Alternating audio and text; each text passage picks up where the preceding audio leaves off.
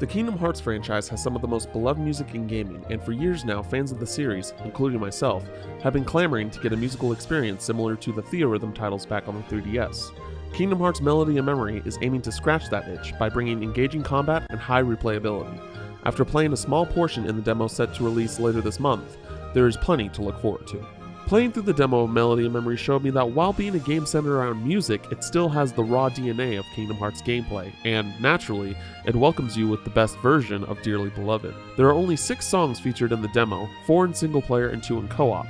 Even with the lack of tracks, I already found there to be a high amount of replayability. Being able to play through each track numerous times on different difficulties can present a challenge, especially for those hardcore players looking to complete a perfect run. Even as a scrolling rhythmic title, Melody and Memory feels like a Kingdom Hearts game as it implements the traditional hack-and-slash combat while bringing in other features that the franchise is known for.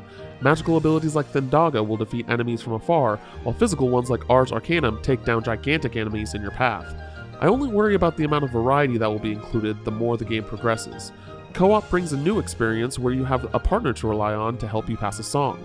While I found it arguably easier to have a friend take over as it is allowed for breaks from time to time, it is also a welcome mode that will seemingly have its own exclusive set of tracks, which I could see upsetting some fans if true. Despite the fun time I had with the demo, there are still some questions I currently have.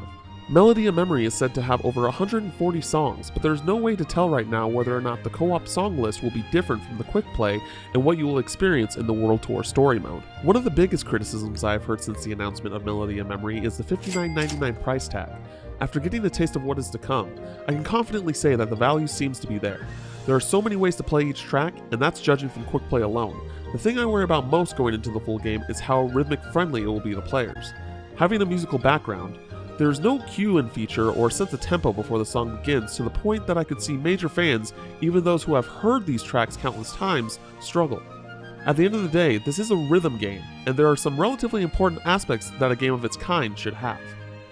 Kingdom Hearts Melody and Memory is shaping up to be a great new entry for the series, and a perfect way to reminisce on all the whimsical, dark, and epic music throughout the history of the franchise.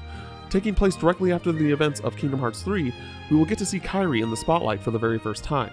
That said, don't expect to learn anything new from the story until the game officially releases next month.